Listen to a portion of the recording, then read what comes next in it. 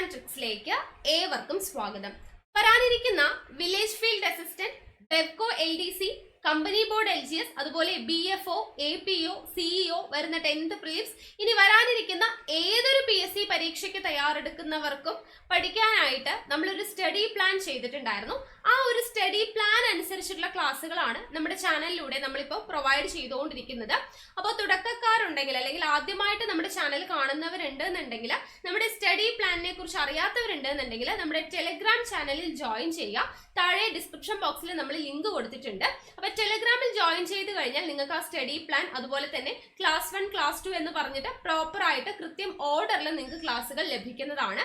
അപ്പോൾ നമ്മുടെ ക്ലാസ്സുകളുടെ ഭാഗമായിട്ട് നമ്മൾ ഏതൊക്കെ ദിവസങ്ങളിൽ എങ്ങനെയെല്ലാമാണ് ക്ലാസ് മുന്നോട്ട് പോകുന്നത് എന്നുള്ള കാര്യം ഞാനൊന്ന് പറയാം. തിങ്കൾ മുതൽ വെള്ളി വരെ നമുക്ക് 2 ക്ലാസ് ആണ്. കാലത്ത് 12 മണിക്ക് നമ്മൾ SCRT ബേസ് ചെയ്തിട്ടുള്ള ക്ലാസ്സുകളാണ് നൽകുന്നത്. ഓൾഡ് SCRT അതുപോലെ ന്യൂ SCRT ബേസ് ചെയ്തിട്ടുള്ള ക്ലാസ്സുകളാണ് ഇപ്പോൾ നൽകി വരുന്നത്. രാത്രി 8 മണിക്ക് നമ്മുടെ PYQ ഡിസ്കഷൻ സെഷൻ ആണ്. PYQ എന്ന് പറയുമ്പോൾ ചുമ്മാ അവിടെ നിന്ന് കുറെ ചോദ്യങ്ങൾ എടുത്തിട്ടല്ല നമ്മളിപ്പോൾ ഡിസ്കസ് ചെയ്തുകൊണ്ടിരിക്കുന്നത്. 2025 ഏറ്റവും ലേറ്റസ്റ്റ് ആയിട്ട് നടത്തിയിട്ടുള്ള പരീക്ഷകളിലെ ഓരോ ചോദ്യ പേപ്പറും നമ്മൾ എടുത്തിട്ട് അതിലുള്ള കംപ്ലീറ്റ് ആയിട്ടുള്ള GK പോർഷൻസ്, അതിന്റെ റിലേറ്റഡ് ഫാക്ട്സും ആണ് നമ്മൾ പഠിക്കുന്നത്. അങ്ങനെ നമ്മൾ ഓരോ ചോദ്യ പേപ്പർ ആയിട്ട് ഇപ്പൊ ഏകദേശം 4ഓളം ചോദ്യ പേപ്പർ നമ്മൾ കംപ്ലീറ്റ് ചെയ്തിട്ടുണ്ട്. അപ്പോൾ അത്രയും ചോദ്യ പേപ്പർ നമ്മൾ വർക്ക്ഔട്ട് ചെയ്യുന്നു. ഇനി ഈ ചോദ്യ പേപ്പർ എല്ലാം കഴിയുന്ന സമയത്ത് അതിൽ നിന്നും PSCയുടെ ഹോട്ട് ടോപ്പിക്സ് നമ്മൾ കണ്ടെത്തുന്നു. നമ്മൾ ഒരുമിച്ചാണ് അല്ലെ റിലേറ്റഡ് ഫാക്ട്സ് ഡിസ്കസ് ചെയ്യുന്നു. എല്ലാ ചോദ്യ പേപ്പറിലും ആവർത്തിച്ച് വന്നിട്ടുള്ള ഹോട്ട് ടോപ്പിക്സ് കണ്ടെത്തുന്നു. എന്നിട്ട് അതിന്റെ ക്ലാസ്സുകൾ നമ്മൾ പിന്നീട് പ്രൊവൈഡ് ചെയ്യുന്നതാണ്. കൂടാതെ സാറ്റർഡേ, സൺഡേ, ശനിയും ഞായറും ദിവസങ്ങളിൽ നമ്മൾ ഇപ്പൊ കമ്പനി ബോർഡ് LGSന് വേണ്ടെങ്കിൽ കൂടി ബാക്കിയുള്ള വില്ലേജ് ഫീൽഡ് അസിസ്റ്റന്റ് അല്ലെങ്കിൽ ബെവ്കോ LDC വരുന്ന ബാക്കിയുള്ള പരീക്ഷകൾക്കൊക്കെ എന്ത് വേണം? ഇംഗ്ലീഷും മലയാളവും വേണം. മാത്സ് ആണെങ്കിൽ ഇനി വരുന്ന ഏത് പരീക്ഷയ്ക്കാണെങ്കിലും മാത്സും വേണം അല്ലെ. അതേപോലെ തന്നെ ഇമ്പോർട്ടന്റ് ആയിട്ടുള്ള കാര്യമാണ് കറണ്ട് അഫയേഴ്സ് എന്ന് പറയുന്നത്. അപ്പൊ നമ്മൾ ശനിയും ഞായറും ദിവസങ്ങളിൽ English, maths, Malayalam, current affairs ഇതിന്റെ ക്ലാസ്സുകളായിരിക്കും പ്രൊവൈഡ് ചെയ്യുന്നുണ്ടാവുക. കറണ്ട് അഫയേഴ്സ് സെഷൻ എടുക്കുന്നത് ഞാനല്ല, അർച്ചന മിസ്സാണ്. രാത്രി 8 മണിക്ക് ഞായറാഴ്ചകളിൽ വീക്ക്ലി കറണ്ട് അഫയേഴ്സ് ആണ് നമ്മൾ നൽകി വരുന്നത്. എല്ലാ സൺഡേയും നമുക്ക് കറണ്ട് അഫയേഴ്സിന്റെ ക്ലാസ് ഉണ്ട്. ബാക്കി ഇംഗ്ലീഷ്, മാത്സ്, മലയാളത്തിന്റെ ക്ലാസ്സുകൾ കൂടി നമ്മൾ റെക്കോർഡഡ് സെഷൻ ആയിട്ട് ഞാൻ ഓൾറെഡി എടുത്തിട്ടുള്ള ക്ലാസ്സുകളാണ്. പക്ഷെ വളരെ ഡീറ്റെയിൽഡ് ആയിട്ട് തുടക്കക്കാർക്ക് പോലും, ഒട്ടും അറിയാത്തവർക്ക് പോലും മനസ്സിലാവുന്ന രീതിയിലാണ് നമ്മൾ ക്ലാസ്സുകളെല്ലാം എടുത്തു വെച്ചിട്ടുള്ളത്. അപ്പൊ ആ ഓരോ ക്ലാസ്സുകളും നിങ്ങൾക്ക് വേണ്ടിയിട്ട് ശനി, ഞായർ ദിവസങ്ങളിൽ നമ്മൾ പ്രൊവൈഡ് ചെയ്യുന്നുണ്ട്. ഓക്കെ, അപ്പൊ ഈ ഒരു രീതിയിലാണ് നമ്മുടെ ക്ലാസ്സുകൾ ഇപ്പോ മുന്നോട്ട് പോയിക്കൊണ്ടിരിക്കുന്നത്. അപ്പൊ ഇതുവരെയും നമ്മുടെ സ്റ്റഡി പ്ലാനിൽ ജോയിൻ ചെയ്യാത്തവരുണ്ട് എന്നുണ്ടെങ്കിൽ ജോയിൻ ചെയ്യാം.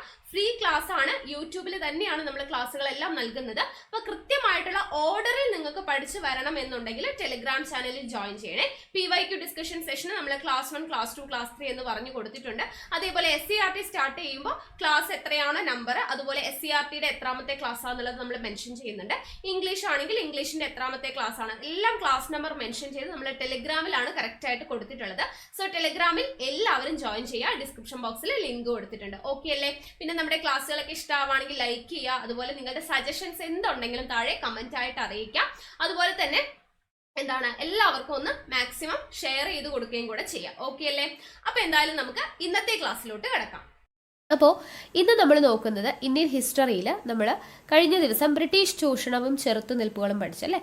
ഇന്നത്തെ നമ്മുടെ ചാപ്റ്റർ എന്ന് പറയുന്നത് സംസ്കാരവും ദേശീയതയും എന്ന് പറയുന്ന 10th സ്റ്റാൻഡേർഡിലെ ചാപ്റ്ററാണ്. വളരെയധികം ഇമ്പോർട്ടൻ്റ് ആണ്. ഒരുപാട് ചോദ്യങ്ങൾ വരുന്ന ചാപ്റ്റേഴ്സ് ആണ്. ഓക്കെ, അപ്പോൾ അതുകൊണ്ട് തന്നെ ശ്രദ്ധിച്ചിരിക്കാം. നമുക്ക് ക്ലാസ്സിലോട്ട് കടക്കാം. ചാപ്റ്ററിന്റെ പേര് സംസ്കാരവും ദേശീയതയും, 5ാമത്തെ ചാപ്റ്റർ ആണ്. നമുക്ക് നോക്കാം. ആദ്യം തന്നെ ഇന്ത്യയുടെ നാനാത്വം വമ്പിച്ചതാണ്, അത് പ്രത്യക്ഷമാണ്, അത് ഉപരിതലത്തിൽ പൊന്തി നിൽക്കുന്നു എന്നൊക്കെ പറഞ്ഞ് ഇങ്ങനെ കൊടുത്തിട്ടുണ്ട് അല്ലേ. അപ്പോൾ ഇത് എന്തിനെ കുറിച്ചാണ് എഴുതിയിട്ടുള്ളത്? ഇന്ത്യയെ കണ്ടെത്തൽ എന്ന് പറയുന്ന ജവഹർലാൽ നെഹ്റുവിൻ്റെ പുസ്തകത്തിലെ വരികളാണ് ഇവിടെ കൊടുത്തിട്ടുള്ളത്. അപ്പോൾ ജവഹർലാൽ നെഹ്റു ആണ് ഇന്ത്യയെ കണ്ടെത്തൽ എന്ന് പറയുന്നത് എഴുതിയത്. ആ ഒരു കാര്യം നിങ്ങൾ ഇവിടെ മനസ്സിലാക്കി വെക്കുക. ഓക്കെ, അപ്പോൾ ഇവിടെ മുകളിൽ കൊടുത്തിട്ടുള്ള വരികൾ നിങ്ങൾ ജസ്റ്റ് ഒന്ന് വായിച്ചു നോക്കോട്ടോ. ഞാനിപ്പോൾ അത് വായിക്കാൻ നിൽക്കുന്നില്ല, കുറേ സമയം എടുക്കും. അപ്പോൾ അതൊന്ന് വായിക്കുക. അവിടെ പറയുന്നത് എന്താണ്? വൈവിധ്യങ്ങൾക്കിടയിലും ഇന്ത്യയിൽ നിലനിൽക്കുന്ന ഏകത്വത്തെയാണ് നെഹ്റുവിൻ്റെ ഈ വരികളിലൂടെ ഇവിടെ പറയുന്നത്. ഓക്കെ, ഇന്ത്യയിൽ നിലനിൽക്കുന്ന ഏകത്വമാണ് ഇവിടെ പറയുന്നത്. അപ്പോൾ ഈ ഒരു ഏകത്വമാണ് ഇന്ത്യയുടെ ദേശീയ ഐക്യത്തിൻ്റെ അടിസ്ഥാനം എന്നുള്ളതാണ് പറയുന്നത്. അപ്പോൾ ഇന്ത്യൻ ദേശീയതയുടെ രൂപപ്പെടലിന് നിരവധി ഘടകങ്ങൾ കാരണമായി. നമ്മളിപ്പോൾ കുറേ കാര്യങ്ങളൊക്കെ പഠിച്ചു അല്ലെ, ഇന്ത്യൻ ദേശീയത രൂപപ്പെടാനുള്ള കാരണങ്ങൾ കുറേ അധികം പഠിച്ചു. ജാതി, മത, വർഗ, പ്രാദേശിക വ്യത്യാസങ്ങൾക്കുപരിയായി ഒരു രാജ്യത്തെ ജനതയുടെ മാനസിക ഐക്യമാണ് എന്ത്? ദേശീയത. നമ്മൾ റിപ്പീറ്റ് ചെയ്തത് പറഞ്ഞുകൊണ്ടിരിക്കുന്നുണ്ട്, അപ്പോൾ നിങ്ങൾ അത്രത്തോളം അത് തറവായിട്ട് പഠിക്കുക. ഓക്കെ. ബ്രിട്ടീഷുകാരുടെ സാമ്പത്തിക ചൂഷണം ഇന്ത്യക്കാരിൽ ദേശീയ ബോധം വളർത്തിയത് എങ്ങനെയാണ് എന്ന് നമ്മൾ ഇത്രയും നേരം പഠിച്ചു. അതോടൊപ്പം സാമൂഹിക സാംസ്കാരിക രംഗങ്ങളിലുണ്ടായ നിരവധി മാറ്റങ്ങളും ഇന്ത്യൻ ജനതയുടെ ദേശീയ ബോധത്തെ ശക്തമാക്കി. ഇന്ത്യയുടെ ദേശീയതയെ രൂപപ്പെടുത്തിയ വിവിധ സാമൂഹിക സാംസ്കാരിക ഘടകങ്ങളാണ് നമ്മൾ ഈ ഒരു ചാപ്റ്ററിലൂടെ പഠിക്കാനായിട്ട് പോകുന്നത്. നോക്കി, അപ്പോൾ ഇവിടെ നോക്കുക, 19-ാം നൂറ്റാണ്ടിൽ ഇന്ത്യയിൽ സാംസ്കാരിക രംഗത്തും ആശയതലങ്ങളിലും 2 തരത്തിലുള്ള പ്രതിഷേധങ്ങൾ ഉയർന്നു. എന്തൊക്കെയാണ്? ഒന്ന്, ഇന്ത്യൻ സമൂഹത്തിൽ നിലനിന്നിരുന്ന അസമത്വങ്ങൾക്കും തിന്മകൾക്കും അവകാശ നിഷേധങ്ങൾക്കും എതിരായവ.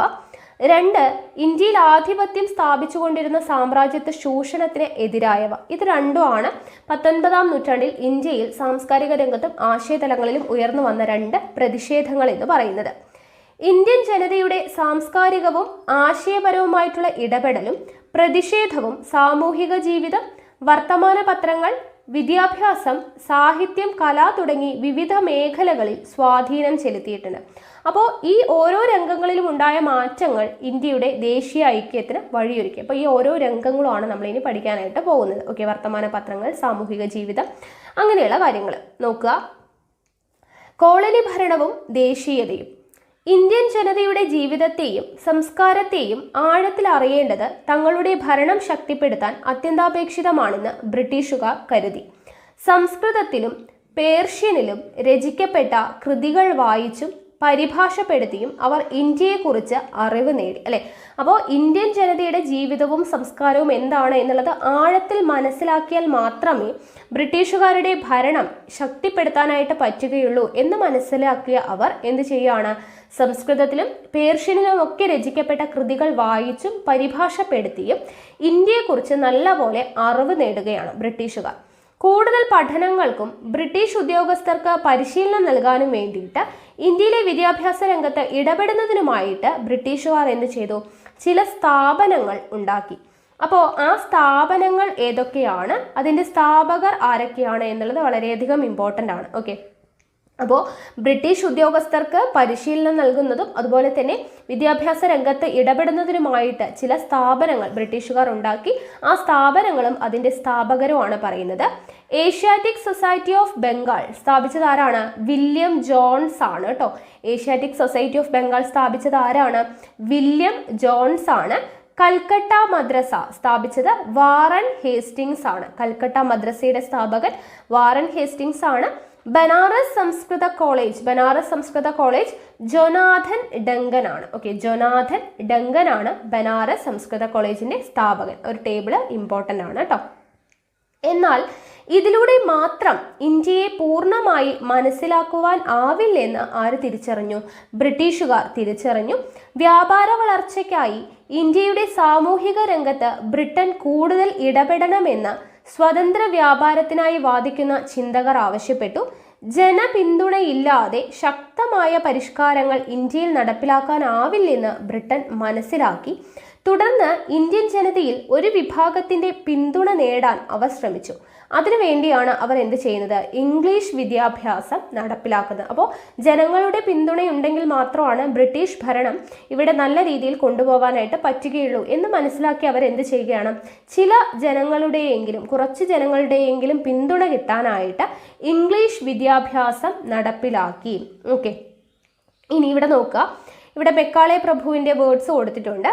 രക്തത്തിലും വർണ്ണത്തിലും ഇന്ത്യക്കാരും അഭിരുചിയിലും അഭിപ്രായത്തിലും ധാർമ്മികതയിലും ബുദ്ധിയിലും ഇംഗ്ലീഷുകാരുമായ ഒരു വർഗത്തെ സൃഷ്ടിക്കുകയാണ് നമ്മുടെ ലക്ഷ്യം. പറഞ്ഞത് ആരാണ്? മെക്കാളെ പ്രഭുവാണ്. ഓക്കെ, മെക്കാളെ പ്രഭുയുടെ വാക്കുകൾ ചോദിക്കാറുണ്ട്. രക്തത്തിലും വർണ്ണത്തിലും ഇന്ത്യക്കാരും അഭിരുചിയിലും അഭിപ്രായത്തിലും ധാർമ്മികതയിലും ബുദ്ധിയിലും ഇംഗ്ലീഷുകാരുമായ ഒരു വർഗത്തെ സൃഷ്ടിക്കുകയാണ് നമ്മുടെ ലക്ഷ്യം എന്ന് പറഞ്ഞത് മെക്കാളെ പ്രഭു. ഓക്കെ, അടുത്തത് സയന്റിഫിക് സൊസൈറ്റികൾ എന്ന് പറഞ്ഞു കൊടുത്തിട്ടുണ്ട്. Very important. നോക്കുക. 19-ാം നൂറ്റാണ്ടിൽ ശാസ്ത്രഗ്രന്ഥങ്ങൾ പരിഭാഷപ്പെടുത്താനും ശാസ്ത്രബോധം പ്രചരിപ്പിക്കുവാനും ചർച്ച ചെയ്യാനുമായി നിരവധി സയന്റിഫിക് സൊസൈറ്റികൾ. ഇപ്പം എന്തിനാണ് സയന്റിഫിക് സൊസൈറ്റികൾ വന്നത്? ശാസ്ത്രഗ്രന്ഥങ്ങൾ പരിഭാഷപ്പെടുത്താൻ, ശാസ്ത്രബോധം പ്രചരിപ്പിക്കാൻ, ചർച്ച ചെയ്യാനുമായിട്ടാണ് സയന്റിഫിക് സൊസൈറ്റികൾ സ്ഥാപിക്കപ്പെടുന്നത്. നോക്കുക, യൂറോപ്യൻ ശാസ്ത്രങ്ങൾ പരിഭാഷപ്പെടുത്തുന്നതിനുള്ള സൊസൈറ്റി എന്താണ്? യൂറോപ്യൻ ശാസ്ത്രങ്ങൾ പരിഭാഷപ്പെടുത്തുന്നതിനുള്ള സൊസൈറ്റി വന്നത് കൽക്കട്ടയിലാണ്, 1825. ഓക്കെ, ഇമ്പോർട്ടൻ്റ് ആണ് കേട്ടോ. ഇനി പൊതുവിവരങ്ങൾ നേടുന്നതിനു വേണ്ടിയുള്ള സൊസൈറ്റി വന്നതും കൽക്കട്ടയിലാണ്. അപ്പോൾ കൽക്കട്ടയിൽ 2 കാര്യങ്ങളായി. യൂറോപ്യൻ ശാസ്ത്രങ്ങൾ പരിഭാഷപ്പെടുത്തുന്നതിന് കൽക്കട്ടയിലാണ്, പൊതുവിവരങ്ങൾ നേടുന്നതിന് വേണ്ടിയിട്ടുള്ള സൊസൈറ്റി കൽക്കട്ടയിലാണ്. വർഷം 1825 യൂറോപ്യൻ ശാസ്ത്രങ്ങളുടേത്, 1838 പൊതുവിവരങ്ങൾ. അടുത്തത് മഹേന്ദ്രലാൽ സർക്കാർ സ്ഥാപിച്ച ഇന്ത്യൻ അസോസിയേഷൻ. ഇന്ത്യൻ അസോസിയേഷൻ എവിടെയാണ്? ബംഗാളിലാണ്. 1876 എന്ത് വരുന്നത്? ഇന്ത്യൻ അസോസിയേഷൻ വരുന്നത്. മഹേന്ദ്രലാൽ സർക്കാർ സ്ഥാപിച്ച ഇന്ത്യൻ അസോസിയേഷൻ ബംഗാളിലാണ്, 1876. അടുത്തത് ബനാറസ് സംവാദ ക്ലബ്ബ് എവിടെയാണ്? ബനാറസിലാണ്, 1861. അത് ഓർത്ത് വയ്ക്കാൻ എളുപ്പമുണ്ട് അല്ലേ? ബനാറസ് സംവാദ ക്ലബ്ബ് ബനാറസിലാണ്. സർ സയ്യദ് അഹമ്മദ് ഖാൻ സ്ഥാപിച്ച Aligarh scientific society. Aligarh scientific society എവിടെയാണ്? അലിഗഡിലാണ്, 1864. അടുത്തത് ബീഹാർ സയന്റിഫിക് സൊസൈറ്റി ബീഹാറിലാണ്, 1868. അപ്പോൾ ഈ ഒരു കോളം ഇമ്പോർട്ടൻ്റ് ആണ്, നോക്കി വയ്ക്കുക കേട്ടോ. ഇനി 1835 ഇന്ത്യയിൽ ഇംഗ്ലീഷ് വിദ്യാഭ്യാസം നടപ്പാക്കുന്ന അവസരത്തിൽ മെക്കാളെ പറഞ്ഞ വാക്കുകളാണിത്. നമ്മളിപ്പോൾ മെക്കാളെ പ്രഭുവിൻ്റെ വാക്കുകൾ പഠിച്ചില്ലേ? ഇതിൽ നിന്ന് ഇന്ത്യയിൽ ഇംഗ്ലീഷ് വിദ്യാഭ്യാസം നടപ്പിലാക്കിയതിൻ്റെ ലക്ഷ്യം എന്തൊക്കെയാണ് എന്നുള്ളതാണ് ഇവിടെ കൊടുത്തിട്ടുള്ളത്. ഇംഗ്ലീഷുകാരുടെ ജീവിത രീതികളോട് താല്പര്യമുള്ള ഒരു തലമുറയെ സൃഷ്ടിക്കുക, അതിലൂടെ ജനങ്ങളെ പ്രീതിപ്പെടുത്തി ജനങ്ങളുടെ താല്പര്യത്തോടു കൂടി തന്നെ ബ്രിട്ടീഷ് ഭരണം കൊണ്ടുപോവുക, ഇതൊക്കെയായിരിക്കും അതിൻ്റെ മെയിൻ ആയിട്ടുള്ള ലക്ഷ്യം അല്ലേ? 19-ാം നൂറ്റാണ്ടോടെ ഇംഗ്ലീഷ് സംസ്കാരവും ആശയങ്ങളും ഇന്ത്യൻ സമൂഹത്തിലേക്ക് കടന്നു കയറിയപ്പോൾ അവയെ പ്രതിരോധിക്കേണ്ടത് അനിവാര്യമാണെന്ന് ഇന്ത്യയിലെ ഒരു വിഭാഗം കരുതി അല്ലെ? അപ്പോൾ ഇംഗ്ലീഷ് വിദ്യാഭ്യാസമൊക്കെ തുടങ്ങി, ഇംഗ്ലീഷ് സംസ്കാരവും ആശയവും എല്ലാം ഇന്ത്യൻ സമൂഹത്തിലേക്ക് പെട്ടെന്ന് തന്നെ കയറി വന്നു. അപ്പോൾ അതിനെ പ്രതിരോധിക്കണം എന്ന് ഇന്ത്യയിലെ ഒരു വിഭാഗം ആളുകൾ കരുതി. അപ്പോൾ ഇംഗ്ലീഷ് വിദ്യാഭ്യാസം നേടുകയും അതിലൂടെ ജനാധിപത്യം, സ്വാതന്ത്ര്യം, യുക്തിചിന്ത, തുല്യനീതി, ശാസ്ത്രബോധം, സോഷ്യലിസം, പൗരാവകാശങ്ങൾ എന്നിവയെക്കുറിച്ച് ബോധവാന്മാരാവുകയും ചെയ്തവരായിരുന്നു ഇങ്ങനെ ചിന്തിച്ചവരിൽ ഭൂരിഭാഗം പേരും. ഓക്കെ, അപ്പം ഇംഗ്ലീഷ് വിദ്യാഭ്യാസത്തെ പ്രതിരോധിക്കണം എന്ന് ചിന്തിച്ചവർ ആരാണ്? ഒന്ന്, ഇംഗ്ലീഷ് വിദ്യാഭ്യാസം നേടുകയും അതിലൂടെ ജനാധിപത്യം, സ്വാതന്ത്ര്യം, യുക്തിചിന്ത, തുല്യനീതി, ശാസ്ത്രബോധം, സോഷ്യലിസം, പൗരാവകാശങ്ങൾ എന്നിവയെക്കുറിച്ച് ബോധവാന്മാരാവുകയും ചെയ്തവരായിരുന്നു ഈ തീരുമാനിച്ചവർ. ഇങ്ങനെ അവർ ഇന്ത്യയിൽ നിലനിന്നിരുന്ന സാമൂഹിക ആചാരങ്ങളെയും അനുഷ്ഠാനങ്ങളെയും പരിഷ്കരിക്കാനും അവയുടെ സഹായത്താൽ പാശ്ചാത്യ സംസ്കാരത്തിന്റെ കടന്നുകയറ്റത്തെ ചെറുക്കുവാനും ശ്രമിച്ചു. അതിനായി അവർ ഇന്ത്യൻ സമൂഹം, ഭാഷ, കല, സാഹിത്യം തുടങ്ങിയവയെ നവീകരിച്ചു. അത് ഇന്ത്യൻ സമൂഹത്തിൽ നിലനിന്നിരുന്ന അസമത്വങ്ങളെയും അവകാശ നിഷേധങ്ങളെയും ചെറുക്കാനും അതിലൂടെ ഇന്ത്യൻ ജനതയിൽ ഐക്യബോധം സൃഷ്ടിക്കുവാനും ഇടയാക്കി. ഓക്കെ, ഇനി സാമൂഹിക പരിഷ്കരണമാണ് നോക്കുന്നത്. ഇന്ത്യൻ ജനങ്ങളിൽ വളർന്നു വന്ന സ്വതന്ത്ര ചിന്ത, ആധുനികവൽക്കരണത്തോടുള്ള താല്പര്യം, യുക്തിചിന്ത എന്നിവ 19-ാം നൂറ്റാണ്ടിൽ വ്യത്യസ്ത സാമൂഹിക പരിഷ്കരണ പ്രസ്ഥാനങ്ങളുടെ ആവിർഭാവത്തിന് വഴിതെളിച്ചു. അപ്പോൾ ഇങ്ങനെ ഇന്ത്യയിൽ സാമൂഹിക പരിഷ്കരണ പ്രസ്ഥാനങ്ങൾ വരുന്നതിൻ്റെ പ്രധാനപ്പെട്ട ലക്ഷ്യം എന്ന് പറയുന്നത് 2 ലക്ഷ്യമാണ് ഉണ്ടായിരുന്നത്.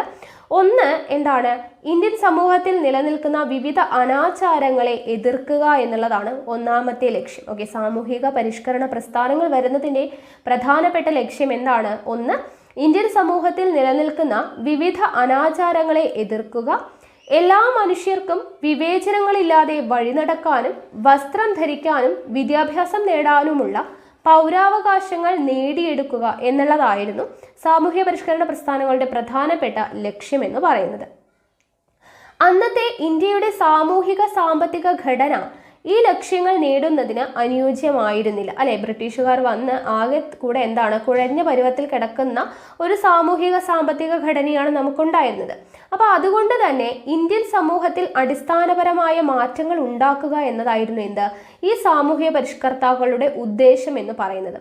അപ്പോൾ അതിന് വേണ്ടിയിട്ട്, അതായത് സമൂഹത്തിൽ മാറ്റം ഉണ്ടാക്കാനായിട്ട് ഈ സാമൂഹിക പരിഷ്കരണ പ്രസ്ഥാനങ്ങൾ വരുന്നതിൻ്റെ ഉദ്ദേശം എന്താണ്, അല്ലെങ്കിൽ അവരുടെ ഉദ്ദേശം, സാമൂഹ്യ പരിഷ്കർത്താക്കളുടെ ഉദ്ദേശം എന്തായിരുന്നു? ജാതി വ്യവസ്ഥ നിർമ്മാർജ്ജനം ചെയ്യുക, എല്ലാവരുടെയും അവകാശങ്ങൾ സംരക്ഷിക്കുക, സ്ത്രീകൾക്ക് എതിരായ വിവേചനങ്ങൾ അവസാനിപ്പിക്കുക, എല്ലാവർക്കും വിദ്യാഭ്യാസം നൽകുക, വിധവ പുനർവിവാഹം നടപ്പിലാക്കുക, ശൈശവ വിവാഹം, പൗരാഹിത്യ മേധാവിത്വം എന്നിവ അവസാനിപ്പിക്കുക. ഇതൊക്കെയായിരുന്നു സാമൂഹ്യ പരിഷ്കർത്താക്കളുടെ ഉദ്ദേശം എന്ന് പറയുന്നത്. എന്തൊക്കെയായിരുന്നു? ജാതി വ്യവസ്ഥ നിർമ്മാർജ്ജനം ചെയ്യുക, എല്ലാവരുടെയും അവകാശങ്ങൾ സംരക്ഷിക്കുക, സ്ത്രീകൾക്കെതിരായ വിവേചനങ്ങൾ അവസാനിപ്പിക്കുക, എല്ലാവർക്കും വിദ്യാഭ്യാസം നൽകുക, വിധവ പുനർവിവാഹം നടപ്പിലാക്കുക, ശൈശവ വിവാഹം, പൗരാഹിത്യ മേധാവിത്വം എന്നിവ അവസാനിപ്പിക്കുക. ഇത്തരത്തിൽ ഇന്ത്യൻ സമൂഹത്തിന്റെ ആധുനികവൽക്കരണത്തിനായി വാദിച്ച ആദ്യത്തെ ആളാണ് രാജാറാം മോഹൻ റോയ്. നമ്മൾ കഴിഞ്ഞ ചാപ്റ്ററിൽ പഠിച്ചു അല്ലെ, 7ാം ക്ലാസ്സിലെ ചാപ്റ്ററിൽ പഠിച്ചിട്ടുണ്ടായിരുന്നു രാജാറാം മോഹൻ റോയ്. ജാതി വ്യവസ്ഥയെയും സതി എന്ന ദുരാചാരത്തെയും ശക്തമായി എതിർത്ത ആളാണ് രാജാറാം മോഹൻ റോയ്. അദ്ദേഹം ബംഗാളിൽ ബ്രഹ്മസമാജം എന്ന പ്രസ്ഥാനം സ്ഥാപിച്ചു. അത് നമ്മൾ പറഞ്ഞു. വിവിധ ജാതികളിലായി വിഭജിക്കപ്പെട്ട അന്നത്തെ ഇന്ത്യൻ സമൂഹത്തിന്റെ സ്ഥാനത്ത് ഒരൊറ്റ ഇന്ത്യൻ സമൂഹം എന്ന ആശയം പ്രചരിപ്പിക്കാനാണ് അദ്ദേഹം ശ്രമിച്ചത്. ഒരൊറ്റ ഇന്ത്യൻ സമൂഹം എന്ന ആശയം പ്രചരിപ്പിക്കാനായിട്ട് ശ്രമിച്ചത് രാജാറാം മോഹൻ റോയ് ആണ്. ഇത് ഇന്ത്യക്കാരിൽ രാജ്യസ്നേഹം വളരാനുള്ള സാഹചര്യം സൃഷ്ടിച്ചു. അങ്ങനെ രാഷ്ട്രീയത്തിന്റെ ഐക്യവും സാമൂഹിക പരിഷ്കരണത്തിന്റെ ലക്ഷ്യമായി മാറി. രാഷ്ട്രത്തിന്റെ ഐക്യം എന്തായിട്ട് മാറി? സാമൂഹിക പരിഷ്കരണത്തിന്റെ ലക്ഷ്യമായി മാറി. സ്ത്രീകളുടെ പദവി ഉയർത്തുന്നതിനായി അവർക്ക് സ്വത്തിനുമേൽ അവകാശം നൽകണമെന്ന് അദ്ദേഹം ആവശ്യപ്പെട്ടു. സ്ത്രീകളുടെ പദവി ഉയർത്താൻ വേണ്ടിയിട്ട് എന്ത് ചെയ്തു? അവർക്കും സ്വത്തിനുമേൽ അവകാശം നൽകണം എന്ന് രാജാറാം മോഹൻ റോയ് ആവശ്യപ്പെട്ടു. ഇതിനെ തുടർന്ന് ഇന്ത്യയുടെ വിവിധ ഭാഗങ്ങളിൽ നിരവധി പേർ സാമൂഹ്യ പരിഷ്കരണത്തിന് വേണ്ടി വാദിച്ചുകൊണ്ട് മുന്നോട്ട് വന്നു. ബംഗാളിൽ ഈശ്വരചന്ദ്ര വിദ്യാസാഗർ വിധവകളുടെ പുനർവിവാഹത്തിനായി പ്രവർത്തനം നടത്തി. ഇപ്പോൾ വിധവകളുടെ പുനർവിവാഹത്തിനായി പ്രവർത്തനം നടത്തിയത് ആരാണ്? ബംഗാളിൽ ഈശ്വരചന്ദ്ര വിദ്യാസാഗർ ആണ്. അദ്ദേഹത്തിന്റെ പരിശ്രമ ഫലമായാണ് 1856 ബ്രിട്ടീഷ് ഗവൺമെന്റ് ഹിന്ദു വിധവ പുനർവിവാഹ നിയമം പാസാക്കിയത്. അപ്പോൾ ഹിന്ദു വിധവ പുനർവിവാഹ നിയമം പാസാക്കിയ വർഷം 1856 അതിനുവേണ്ടി പ്രവർത്തിച്ചത് ആരാണ്? ഈശ്വരചന്ദ്ര വിദ്യാസാഗർ ആണ് എന്നുള്ളത് ഓർത്തിരിക്കുക. സ്ത്രീകളുടെ വിദ്യാഭ്യാസ പുരോഗതിക്കായി അദ്ദേഹം വിദ്യാലയങ്ങൾ സ്ഥാപിച്ചു. വനിതകളുടെ ഉന്നമനത്തിനായും ചില പരിഷ്കരണ പ്രസ്ഥാനങ്ങൾ അക്കാലത്ത് രൂപം കൊണ്ടു. വിധവകൾക്ക് വിദ്യാഭ്യാസം നൽകുന്നതിനായിട്ട് പണ്ഡിത രമാബായ് ബോംബെയിൽ സ്ഥാപിച്ച ശാരദാ സദൻ. ശാരദാ സദൻ ഇവയിൽ പ്രധാനപ്പെട്ടതാണ്.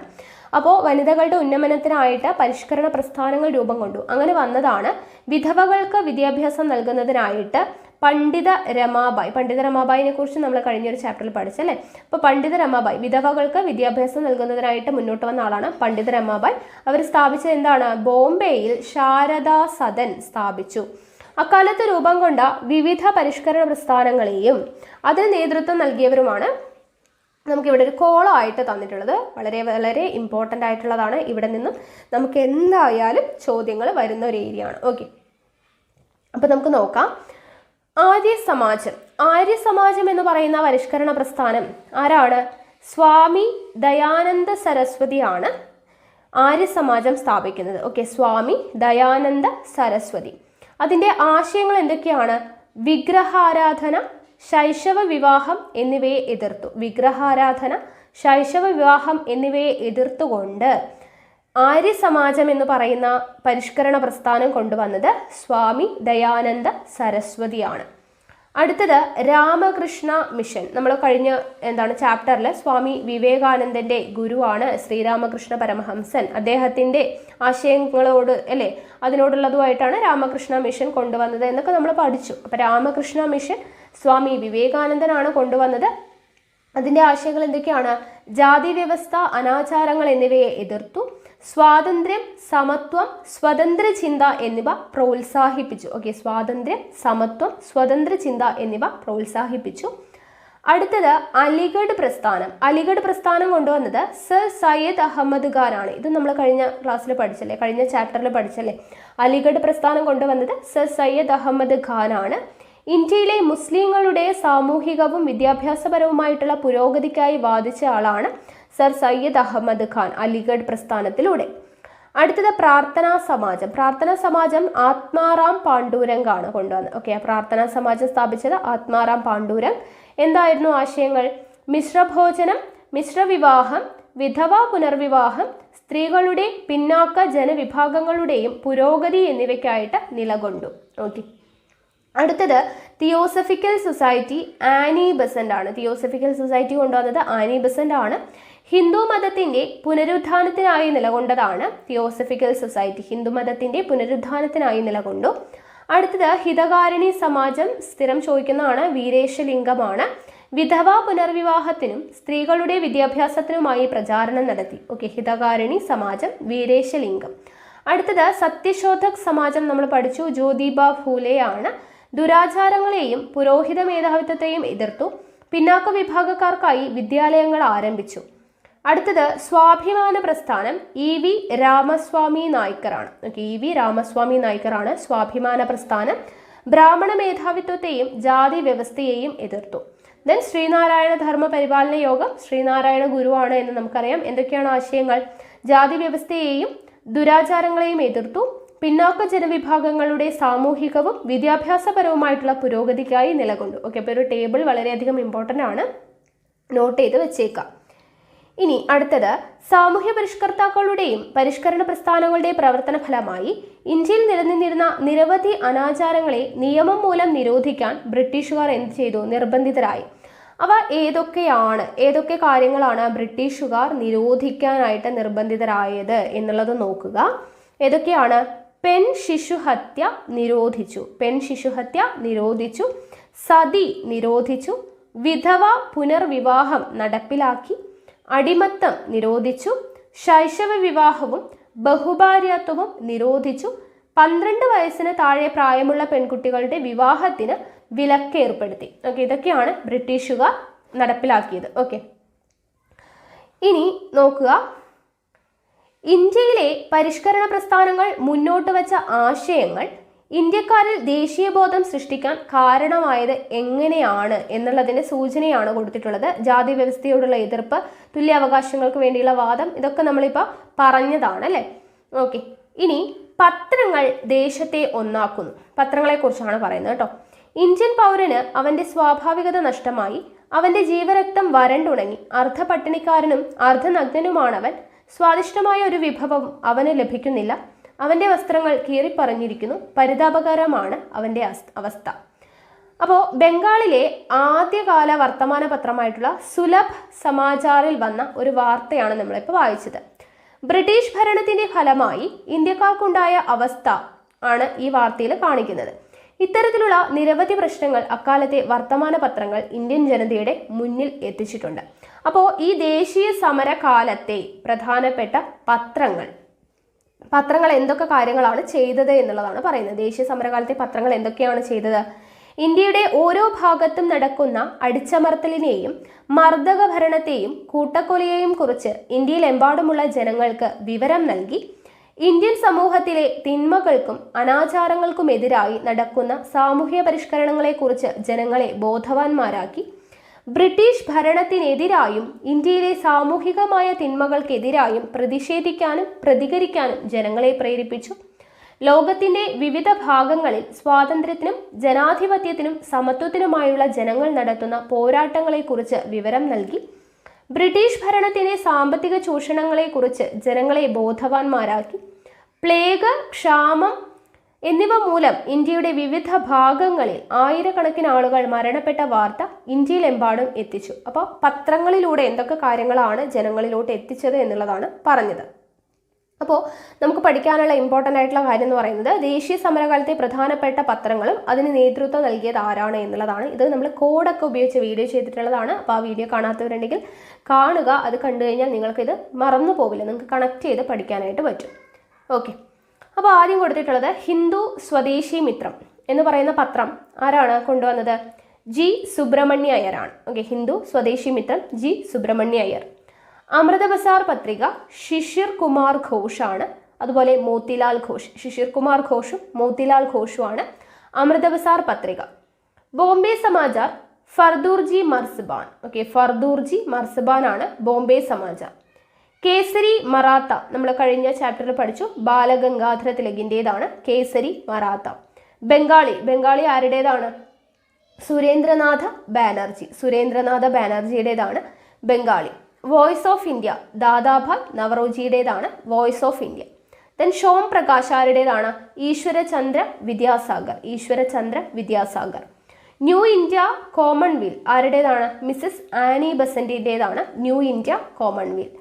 യങ് ഇന്ത്യ ഹരിജൻ രണ്ടും മഹാത്മാഗാന്ധിയുടേതാണ്. അൽ ഹിലാൽ മൗലാന അബ്ദുൽ കലാം ആസാദിൻ്റെതാണ് അൽ ഹിലാൽ. വന്ദേ മാതരം ലാല ലജ്പത് റായുടേതാണ് വന്ദേ മാതരം. നേഷൻ എന്ന് പറയുന്നത് ഗോപാലകൃഷ്ണ ഗോഖലെയുടേതാണ്. ഓക്കെ, അപ്പോൾ പത്രം ആ ഒരു കോളം വളരെയധികം ഇമ്പോർട്ടൻ്റ് ആണ്, പഠിച്ചു വയ്ക്കുക. ഇന്ത്യൻ ദേശീയ പ്രസ്ഥാനവും അതിൻ്റെ നേതാക്കളും തങ്ങളുടെ ആശയങ്ങൾ ജനങ്ങളിലേക്ക് എത്തിക്കാൻ ആശ്രയിച്ച പ്രധാന മാർഗം വർത്തമാന പത്രങ്ങളാണ്. അക്കാലത്ത് പത്രങ്ങൾ പ്രസിദ്ധീകരിക്കുന്നത് സാമൂഹിക സേവനമായാണ് കരുതിയിരുന്നത്. ബ്രിട്ടീഷ് ഗവൺമെന്റിന്റെ നയങ്ങളെ അവ എതിർക്കുകയും ശക്തമായി വിമർശിക്കുകയും ചെയ്തു. ബ്രിട്ടീഷ് ഗവൺമെന്റിന്റെ നയങ്ങളെ എതിർക്കുകയും ശക്തമായി വിമർശിക്കുകയും ചെയ്തു. ദേശീയ കാഴ്ചപ്പാടോടുകൂടിയ പത്രങ്ങൾക്ക് ഇന്ത്യയിൽ തുടക്കം കുറിച്ചത് രാജാറാം മോഹൻ റോയ് ആണ്. അപ്പോൾ ദേശീയ കാഴ്ചപ്പാടോടുകൂടിയ പത്രങ്ങൾക്ക് ഇന്ത്യയിൽ തുടക്കം കുറിച്ചത് ആരാണ്? രാജാറാം മോഹൻ റോയ് ആണ്. അദ്ദേഹം ബംഗാളി ഭാഷയിൽ ആരംഭിച്ച സംവാദ കൗമുദി, പേർഷ്യൻ ഭാഷയിൽ പുറത്തിറക്കിയ മിറാത്ത് ഉൽ അക്ബർ. അപ്പോൾ രാജാറാം മോഹൻ റോയുടെ രണ്ട് പത്രങ്ങളാണ് സംവാദ് കൗമുദി ബംഗാളി ഭാഷ, പേർഷ്യൻ ഭാഷയിലുള്ള മിറാത്തുൽ അക്ബർ എന്നിവ സാമൂഹ്യ പരിഷ്കരണം, ദേശീയത, ജനാധിപത്യം തുടങ്ങിയ ആശയങ്ങൾക്ക് ഊന്നൽ നൽകി. ഇവയുടെ പാത പിന്തുടർന്ന് നിരവധി പത്രങ്ങൾ വിവിധ ഭാഷകളിൽ പുറത്തിറങ്ങി.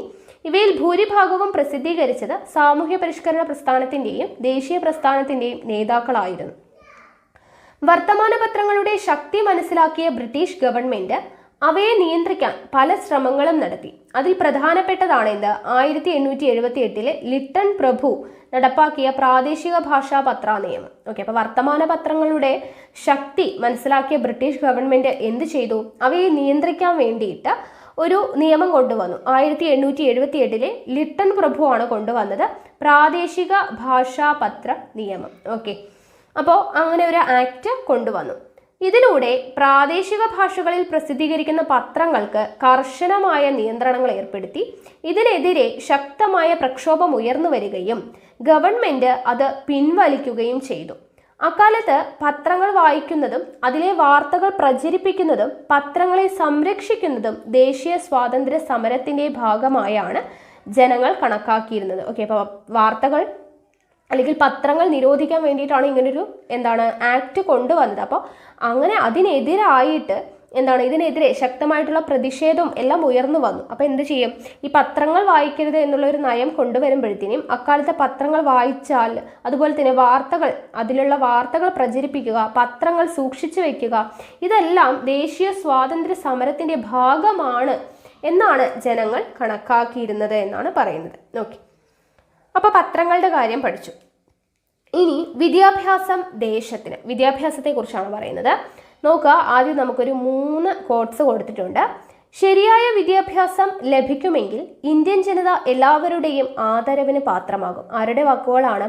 രാജാറാം മോഹൻ റോയ്. രാജാറാം മോഹൻ റോയ് വളരെയധികം ഇമ്പോർട്ടൻ്റ് ആണ്. വേർഡ്സ് ഒക്കെ പഠിച്ചു വെക്കുക കേട്ടോ. ഇത്രയും കാര്യങ്ങൾ നമ്മൾ പഠിച്ചില്ലേ, അപ്പോൾ എല്ലാ കാര്യങ്ങളും കൂടെ ചേർത്തൊരു നോട്ട് ഉണ്ടാക്കുക. ശരിയായ വിദ്യാഭ്യാസം ലഭിക്കുമെങ്കിൽ ഇന്ത്യൻ ജനത എല്ലാവരുടെയും ആദരവിന് പാത്രമാകും എന്ന് പറഞ്ഞത് രാജാറാം മോഹൻ റോയ് ആണ്. അടുത്തത് കേശബ് ചന്ദ്ര സെന്നിന്റെ വാക്കുകളാണ്. എന്താണ്? പാവപ്പെട്ടവനും പണക്കാരനും വിദ്യാഭ്യാസം നേടിയാൽ തങ്ങൾക്കെതിരെയുള്ള കടന്നാക്രമണവും ക്രൂരതയും അടിച്ചമർത്തലും ഒറ്റക്കെട്ടായി നിന്ന് ചെറുക്കാൻ അവർക്ക് കഴിയും. ആരാണ് പറഞ്ഞത്? കേശബ് ചന്ദ്ര സെൻ ആണ്. ദെൻ വീരേശലിംഗത്തിന്റെ വാക്കുകളാണ് വിദ്യാസമ്പന്നർ മാറ്റത്തിന്റെ വക്താക്കളാണ്. വിദ്യാസമ്പന്നർ മാറ്റത്തിന്റെ വക്താക്കളാണ് എന്ന് പറഞ്ഞത് വീരേശലിംഗമാണ്. ഓക്കെ, ഇനി നോക്കുക, വിദ്യാഭ്യാസത്തിന്റെ പ്രസക്തിയെയും ആവശ്യകതയെയും കുറിച്ച് വിവിധ സാമൂഹ്യ പരിഷ്കർത്താക്കളുടെ കാഴ്ചപ്പാടുകളാണ് നമ്മളിപ്പോൾ കണ്ടത്. അപ്പോൾ വിദ്യാഭ്യാസം എന്തിനെല്ലാം സഹായകമാകും, ഇതൊക്കെ നമുക്ക് അറിയുന്നതാണ് അല്ലെ. സമൂഹത്തിൽ മാറ്റങ്ങൾ ഉണ്ടാക്കാൻ, ഐക്യം നിലനിർത്താൻ എല്ലാം സഹായിക്കുന്നതാണ് വിദ്യാഭ്യാസം എന്ന് പറയുന്നത്. ദേശീയ വിദ്യാലയങ്ങൾ സ്ഥാപിക്കുക എന്നതായിരുന്നു ദേശീയ ബോധം വളർത്താനുള്ള പ്രധാനപ്പെട്ട മാർഗം അല്ലെ. ദേശീയ വിദ്യാലയങ്ങൾ സ്ഥാപിക്കുക എന്നുള്ളത്, അതിലൂടെ മതേതര വിദ്യാഭ്യാസം എല്ലാ വിഭാഗക്കാർക്കും നൽകാൻ കഴിഞ്ഞു. 1884 GG അഗാർക്കർ, ബാലഗംഗാധര തിലക്, മഹാദേവ ഗോവിന്ദ റാനഡെ എന്നിവർ ചേർന്ന് പൂനെയിൽ സ്ഥാപിച്ച ഡെക്കാൻ എഡ്യൂക്കേഷൻ സൊസൈറ്റി ദേശീയ കാഴ്ചപ്പാടോടെ ഇന്ത്യയിൽ രൂപീകൃതമായ വിദ്യാഭ്യാസ സ്ഥാപനത്തിന് ഉദാഹരണമാണ്. അപ്പോൾ ദേശീയ കാഴ്ചപ്പാടോടുകൂടി ഇന്ത്യയിൽ രൂപീകൃതമായ വിദ്യാഭ്യാസ സ്ഥാപനത്തിന് ഉദാഹരണം ആണ് പൂനെയിൽ സ്ഥാപിച്ച ഡെക്കാൻ എഡ്യൂക്കേഷൻ സൊസൈറ്റി. ആരൊക്കെ ചേർന്നാണ്? 1884 GG അഗാർക്കർ, ബാലഗംഗാധര തിലക്, മഹാദേവ ഗോവിന്ദ റാനഡെ എന്നിവർ ചേർന്നിട്ടാണ് ഡെക്കാൻ എഡ്യൂക്കേഷൻ സൊസൈറ്റി സ്ഥാപിക്കുന്നത്.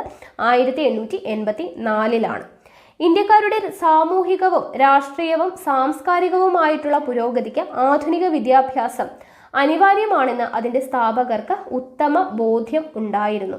അപ്പോൾ ഇവിടെ ഡെക്കാൻ എന്താണ് എഡ്യൂക്കേഷൻ സൊസൈറ്റിയുടെ മുദ്രയൊക്കെ ഇവിടെ കൊടുത്തിട്ടുണ്ട്. എന്നൊന്ന് ജസ്റ്റ് നോക്കി വെക്കുക. ഡെക്കാൻ എഡ്യൂക്കേഷൻ സൊസൈറ്റി സ്ഥാപിച്ച ഫർഗൂസൺ കോളേജ് പൂനെ എന്ന് പറഞ്ഞ് കൊടുത്തിട്ടുണ്ട്. ജസ്റ്റ് ഒന്ന് നോക്കുക കേട്ടോ.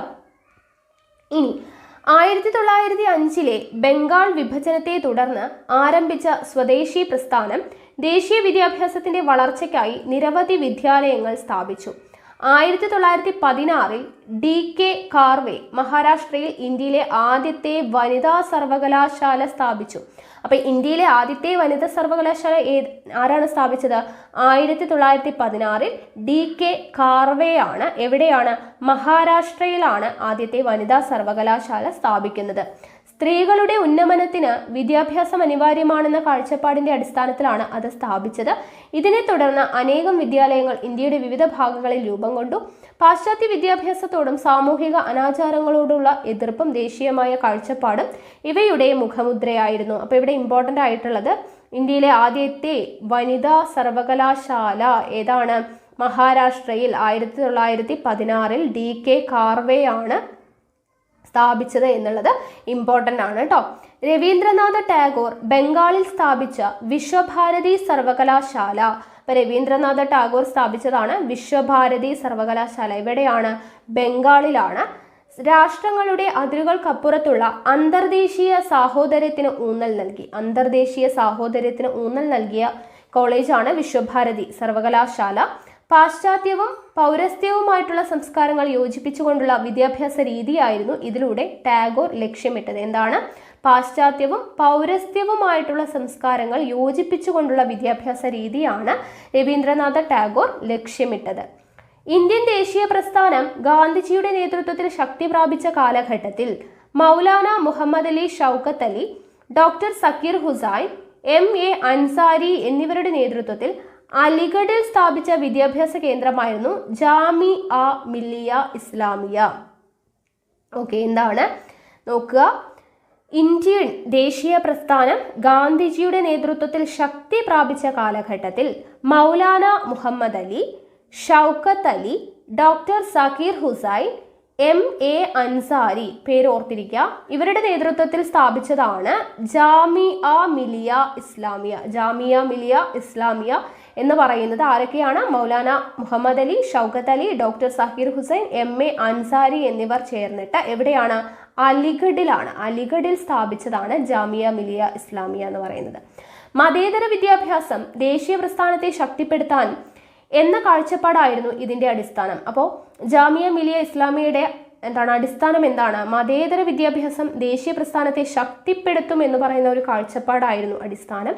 പാശ്ചാത്യ വിദ്യാഭ്യാസത്തിന്റെയും കലയുടെയും കടന്നുകയറ്റം ഇന്ത്യയുടെ പാരമ്പര്യ കലാരൂപങ്ങളുടെ തകർച്ചയ്ക്ക് കാരണമായി. തുടർന്ന് ഇതിനെ പ്രതിരോധിക്കാനും പാരമ്പര്യ കലാരൂപങ്ങളെ ഉദ്ധരിക്കാനുമായി ഇന്ത്യയിൽ നിരവധി ശ്രമങ്ങൾ നടന്നു. ഈ ലക്ഷ്യത്തോടെയാണ് മഹാകവി വള്ളത്തോൾ നാരായണ മേനോൻ തൃശ്ശൂരിൽ കലാമണ്ഡലം കേരള കലാമണ്ഡലം സ്ഥാപിക്കുന്നത്. അപ്പോൾ തൃശ്ശൂരിലാണ് കേരള കലാമണ്ഡലം സ്ഥാപിച്ചത് ആരാണ്? വള്ളത്തോൾ നാരായണ മേനോനാണ്.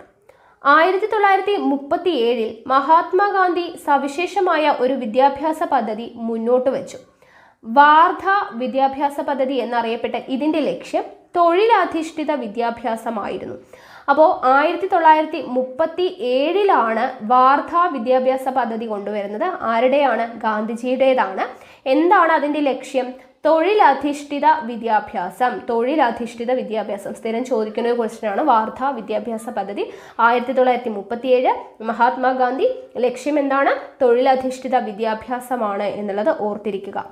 വിദ്യാർത്ഥിയായിരിക്കുമ്പോൾ ചില തൊഴിലുകൾ പഠിച്ചാൽ അത് ഭാവി ജീവിതത്തിന് ഗുണകരമാകുമെന്ന് അദ്ദേഹം കരുതി. ഇത്തരത്തിൽ വളർന്നു വരുന്ന ഒരു തലമുറയുടെ ബ്രിട്ടീഷുകാരെ പ്രതിരോധിക്കാമെന്ന് ഗാന്ധിജി അഭിപ്രായപ്പെട്ടു. അതാണ് വാർധ വിദ്യാഭ്യാസ പദ്ധതി കൊണ്ട് പഠിക്കുന്ന സമയത്ത് തന്നെ ഏതെങ്കിലും ഒരു കൈത്തൊഴിലും കൂടെ പഠിച്ചു കഴിഞ്ഞാൽ അത് കുട്ടികൾക്ക് വളരെയധികം യൂസ്ഫുൾ ആയിരിക്കും. ബ്രിട്ടീഷുകാരോട് എതിർത്ത് നിൽക്കുവാനുള്ള ഒരു ശക്തിയെല്ലാം കിട്ടും എന്നുള്ളതാണ് ഗാന്ധിജി വിശ്വസിച്ചിരുന്നത്. ഓക്കെ, അതാണ് വാർധ വിദ്യാഭ്യാസ പദ്ധതി, തൊഴിലധിഷ്ഠിത വിദ്യാഭ്യാസ പദ്ധതി. ഇനി അടുത്തത് നയി താലീം. നയി താലീം എന്ന് പറയുന്നത് എന്താണ്? ഉൽപാദനക്ഷമമായ ഏതെങ്കിലും തൊഴിലുമായി ബന്ധപ്പെടുത്തി വേണം വിദ്യാഭ്യാസം നൽകാൻ. ഓക്കെ, ഉൽപാദനക്ഷമമായിട്ടുള്ള ഏതെങ്കിലും തൊഴിലുമായി ബന്ധപ്പെടുത്തി വേണം വിദ്യാഭ്യാസം നൽകാൻ എന്ന് ഗാന്ധിജി നിർദ്ദേശിച്ചു. 8 മുതൽ 14 വയസ്സുവരെയുള്ള കുട്ടികൾക്ക് സൗജന്യവും നിർബന്ധിതവുമായിട്ടുള്ള വിദ്യാഭ്യാസം നൽകണമെന്നും അത് മാതൃഭാഷയിലായിരിക്കണമെന്നും അദ്ദേഹം പറഞ്ഞു. ഗാന്ധിജി വിഭാവനം ചെയ്ത ഈ വിദ്യാഭ്യാസ പദ്ധതിയാണ് നയി താലീം, നൂതന വിദ്യാഭ്യാസം അല്ലെങ്കിൽ നയി താലീം എന്നറിയപ്പെടുന്നത്. 8 മുതൽ 14 വയസ്സ് വരെയുള്ള കുട്ടികൾക്ക് സൗജന്യവും നിർബന്ധിതവുമായിട്ടുള്ള വിദ്യാഭ്യാസം നൽകണം, അത് മാതൃഭാഷയിൽ തന്നെ ആയിരിക്കണം എന്നും അദ്ദേഹം പറഞ്ഞു. അപ്പോൾ അദ്ദേഹം വിഭാവനം ചെയ്ത ഈ ഒരു പഠന രീതിയാണ് നയി താലീം എന്നറിയപ്പെടുന്നത്. ഇന്ത്യൻ നാഷണൽ കോൺഗ്രസിന്റെ 1937 വാർധ സമ്മേളനമാണ് ഈ പദ്ധതിയെക്കുറിച്ച് പഠിക്കാനായിട്ട് ഡോക്ടർ സക്കീർ ഹുസൈന്റെ നേതൃത്വത്തിൽ ഒരു കമ്മിറ്റിയെ നിയമിച്ചു. ഓക്കെ, അപ്പോൾ വാർധ പദ്ധതി, നയി താലീം നിയമം. ഓക്കെ, നയി താലീം എന്ന് പറയുന്ന വിദ്യാഭ്യാസ പദ്ധതി രണ്ടും ഇമ്പോർട്ടൻ്റ് ആണ്. ഓക്കെ ആണല്ലോ. ഇനി നോക്കുക, സാഹിത്യവും ദേശീയതയും. സാഹിത്യവും ദേശീയതയും ഇന്ത്യൻ സമൂഹത്തിൽ നിലനിന്ന ജീർണതകൾക്കും ബ്രിട്ടീഷുകാരുടെ സാമ്പത്തിക ചൂഷണത്തിനും എതിരായ പ്രതിഷേധം സാഹിത്യത്തിലും പ്രതിഫലിച്ചു. ഓക്കെ, അപ്പോൾ ഇന്ത്യൻ സമൂഹത്തിൽ നിലനിന്നിരുന്ന ജീർണതകൾക്കും ബ്രിട്ടീഷുകാരുടെ സാമ്പത്തിക ചൂഷണത്തിനും എതിരായിട്ടുള്ള പ്രതിഷേധം എവിടെയും പ്രതിഫലിച്ചു? സാഹിത്യത്തിലും പ്രതിഫലിച്ചു. രാജ്യത്തിന്റെ ഓരോ ഭാഗത്തും ജനങ്ങൾ നേരിടുന്ന ദുരിതങ്ങളും പ്രതിസന്ധികളും സാഹിത്യകാരന്മാർ തങ്ങളുടെ കൃതികളിൽ ചിത്രീകരിച്ചു. ഇവ വായിച്ച മറ്റു പ്രദേശങ്ങളിലെ ജനങ്ങൾക്ക് ഈ ദുരിതങ്ങൾ തങ്ങളുടേതാ കൂടിയാണെന്ന് അനുഭവപ്പെട്ടു. ഇന്ത്യൻ ജനത ഒറ്റക്കെട്ടായി ഈ വ്യവസ്ഥയ്ക്കെതിരായി പ്രതിഷേധിക്കാൻ മുന്നോട്ട് വന്നു. കവിതകൾ, കഥകൾ, നാടകങ്ങൾ, നോവലുകൾ തുടങ്ങിയവയിലൂടെ എഴുത്തുകാർ തങ്ങളുടെ പ്രതിഷേധം ജനങ്ങളുമായി പങ്കുവച്ചു. ഇത് ജനങ്ങളിൽ ചൂഷണ വിരുദ്ധ മനോഭാവവും സ്വന്തം രാജ്യത്തോട് ഇഷ്ടവും വളരുന്നതിന് കാരണമായി. മാതൃരാജ്യത്തെ പ്രകീർത്തിച്ചുകൊണ്ട് പ്രാദേശിക ഭാഷകളിൽ രചിക്കപ്പെട്ട കൃതികൾ നിരക്ഷരരായ ജനങ്ങളും സാക്ഷരരായ വരേണ്യവർഗവും തമ്മിലുള്ള അന്തരം കുറച്ചു. ശിശിർ കുമാർ ഘോഷ്, സത്യേന്ദ്രനാഥ ടാഗോർ തുടങ്ങിയവരുടെ നേതൃത്വത്തിൽ അവതരിപ്പിച്ച നാടകത്തിലൂടെയാണ് ഭാരതമാത എന്ന സങ്കല്പം ആദ്യമായി പൊതുവേദിയിൽ പ്രത്യക്ഷപ്പെടുന്നത്. അപ്പം ഭാരതമാത എന്ന് പറയുന്ന സങ്കല്പം വരുന്നത് ശിശിർ കുമാർ ഘോഷും സത്യേന്ദ്രനാഥ ടാഗോറിൻ്റെയും നാടകത്തിലൂടെയാണ് വരുന്നത് എന്നുള്ള കാര്യം ഓർത്തിരിക്കുക. ഓക്കെ, ഇനി തുടർന്ന് ബംഗാളി സാഹിത്യകാരനായിട്ടുള്ള ബങ്കിം ചന്ദ്ര ചാറ്റർജി ഒരു പാശ്ചാത്യ സാഹിത്യ രൂപമായിരുന്ന നോവലിനെ ഇന്ത്യക്കാരുടെ ജീവിത യാഥാർത്ഥ്യങ്ങൾ ചിത്രീകരിക്കാനുള്ള മാധ്യമമാക്കി മാറ്റി. ബംഗാളിലെ കർഷകർ നടത്തിയ സന്യാസി കലാപം പ്രമേയമാക്കി രചിച്ച ആനന്ദമഠമാണ് അദ്ദേഹത്തിന്റെ നോവലുകളിൽ ഏറ്റവും ശ്രദ്ധേയം. ആനന്ദമഠം ആരെഴുതിയതാണ്? ബങ്കിം ചന്ദ്ര ചാറ്റർജി എഴുതിയതാണ്. അതിലെന്താണ് അതിൻ്റെ ആശയം എന്ന് പറയുന്നത്? ബംഗാളിലെ കർഷകർ നടത്തിയ സന്യാസി കലാപമാണ് അതിൻ്റെ പ്രമേയം. ബംഗാളിലെ കർഷകർ നടത്തിയ സന്യാസി കലാപമാണ്. ഇതിലൂടെ ബംഗാളിലെ കർഷകരുടെ അവസ്ഥയും സമ്പന്നരും സാധാരണക്കാരും തമ്മിലുള്ള വ്യത്യാസവും ഇന്ത്യയിലെ ജനങ്ങളെ ആകെ ബോധ്യപ്പെടുത്തുവാൻ അദ്ദേഹത്തിന് കഴിഞ്ഞു. ഇതിൽ നിന്നാണ് വന്ദേ മാതരം എന്ന് പറയുന്ന ഗാനം എടുത്തിട്ടുള്ളത്. അപ്പോൾ വന്ദേ മാതരം എടുത്തിട്ടുള്ളത് ഏതിൽ നിന്നാണ്? ആനന്ദമഠം എന്ന് പറയുന്ന ബങ്കിം ചന്ദ്ര ചാറ്റർജിയുടെ കൃതിയിൽ നിന്നും എടുത്തിട്ടുള്ളതാണ് വന്ദേ മാതരം എന്ന് പറയുന്ന ഗാനം. ഓക്കെ, ബംഗാളി നാടകകൃത്തായ ദീനബന്ധു മിത്ര രചിച്ച നീൽ ദർപ്പൺ, സ്ഥിരം ചോദിക്കുന്നതാണ്. നീൽ ദർപ്പൺ ആരാണ് രചിച്ചത്? ദീനബന്ധു മിത്രയാണ്. ബംഗാളി നാടകകൃത്തായ ദീനബന്ധു മിത്ര രചിച്ച നീൽ ദർപ്പൺ ബംഗാളിലെ നീലം കർഷകർ അനുഭവിക്കുന്ന കൊടിയ ചൂഷണത്തെ ഹൃദയഹാരിയായി ചിത്രീകരിച്ചു. നൂറുകണക്കിന് വേദികളിൽ അരങ്ങേറിയ ഈ നാടകത്തെ വർദ്ധിച്ച ആവേശത്തോടെയാണ് ജനങ്ങൾ സ്വീകരിച്ചത്. നീൽ ദർപ്പണിൽ ചിത്രീകരിച്ച കർഷകരുടെ പ്രശ്നങ്ങൾ സുരേന്ദ്രനാഥ ബാനർജി സ്ഥാപിച്ച ഇന്ത്യൻ അസോസിയേഷൻ എന്ന ആദ്യകാല രാഷ്ട്രീയ പ്രസ്ഥാനം ഏറ്റെടുക്കുകയും, അപ്പൊ ഇന്ത്യൻ അസോസിയേഷൻ ആരാണ്? സുരേന്ദ്രനാഥ ബാനർജിയാണ് സ്ഥാപിച്ചത്. ഇന്ത്യയിലെമ്പാടും പ്രചരിപ്പിക്കുകയും ചെയ്തു. ഇന്ത്യയുടെ വിവിധ ഭാഗങ്ങളിലെ കർഷക കലാപങ്ങൾക്ക് ഈ നാടകം പ്രചോദനമായി. ഇനി സാരേ ജഹാംസെ അച്ഛ ഹിന്ദുസ്ഥാൻ ഹമാര എന്ന ഗാനം രചിച്ച ഉറുദു കവിയായ അല്ലാമ മുഹമ്മദ് ഇക്ബാൽ ആരാണ്? സാരേ ജഹാംസെ അച്ഛ രചിച്ചത് മുഹമ്മദ് ഇക്ബാൽ. അല്ലാമ മുഹമ്മദ് ഇക്ബാൽ ആണ്, ഉറുദു കവിയാണ്. തൻ്റെ കവിതകളിലൂടെ ഇന്ത്യയുടെ പ്രകൃതി ഭംഗിയും ജനങ്ങളുടെ ഐക്യത്തെയും പാടിപ്പുകഴ്ത്തി. അതിൽ പറഞ്ഞത് എന്താണ്? ഇന്ത്യയുടെ പ്രകൃതി ഭംഗിയും ജനങ്ങളുടെ ഐക്യത്തെയുമാണ് സാരേ ജഹാംസെ അച്ഛയിലൂടെ പറയുന്നത്. ഇന്ത്യ എന്ന ഐക്യരാഷ്ട്രത്തെക്കുറിച്ചുള്ള ബോധം ജനങ്ങളിൽ സൃഷ്ടിക്കാൻ ഇവരുടെ രചനകൾ കാരണമായി. വിവിധ ഭാഷകളിൽ നിരവധി സാഹിത്യകാരന്മാർ രാജ്യസ്നേഹവും ദേശാഭിമാന ബോധവും തുളുമ്പുന്ന കൃതികൾ രചിച്ചു. ഓക്കെ, ക്ലാസ്സിനിടയിൽ ചെറിയ ശബ്ദമൊക്കെ ഉണ്ടാവും, മോൻ അവിടെ കളിക്കുന്നുണ്ട് കേട്ടോ, അപ്പോൾ അതിൻ്റെ ഒരു സൗണ്ടാണ്, ക്ഷമിക്കുക. അടുത്തത് നോക്കുക, ഇവിടെ ഓരോ കൃതികളും അതിൻ്റെ എഴുത്തുകാരാരാണ്, ഏതു ഭാഷയിലാണ് എന്ന് കൊടുത്തിട്ടുണ്ട്. ഈ ഒരു കോളം വളരെയധികം ഇമ്പോർട്ടൻ്റ് ആണ്, നോക്കുക. ഗോര ഗീതാഞ്ജലി എഴുതിയത് ആരാണ്? രവീന്ദ്രനാഥ ടാഗോർ ആണ്, ബംഗാളി ഭാഷയിലാണ്. ഓക്കെ, ഗോര ഗീതാഞ്ജലി ബംഗാളി ഭാഷയാണ്, രവീന്ദ്രനാഥ ടാഗോർ. അടുത്തത് സേവാസദൻ, പ്രേമാശ്രം, രംഗഭൂമി, ഗോദാൻ എഴുതിയത് ആരാണ്? പ്രേംചന്ദ് ആണ്, ഹിന്ദി ഭാഷയിലാണ്. പാഞ്ചാലി ശബദം, കളിപ്പാട്ട്, കണ്ണൻപാട്ട്, കുയിൽപ്പാട്ട് ഇതെല്ലാം എഴുതിയത് സുബ്രഹ്മണ്യ ഭാരതിയാണ്, തമിഴിലാണ് എഴുതുന്നത്, നോട്ട് ചെയ്ത് വെച്ചേക്കുക. അടുത്തത് ഹയാത്തി ഇസാദി ഹയാത്തി ജവീദ് എഴുതിയത് അൽതാഫ് ഹുസൈൻ ഹാലിയാണ്. ഹയാത്തി ഇസാദി ഹയാത്തി ജവീദ് എഴുതിയത് അൽതാഫ് ഹുസൈൻ ഹാലി, ഉറുദു ഭാഷയിലാണ്. നിബന്ധമാല ചോദിച്ചിട്ടുള്ളതാണ്. വിഷ്ണു കൃഷ്ണ ചിപ്ലുങ്കർ എഴുതിയതാണ്, മറാത്തി ഭാഷയിലാണ്. ഏതു ഭാഷയിലാണ് എന്നുള്ളതായിരുന്നു ചോദിച്ചിട്ടുണ്ടായിരുന്നത്. നിബന്ധമാല മറാത്തി ഭാഷയാണ്.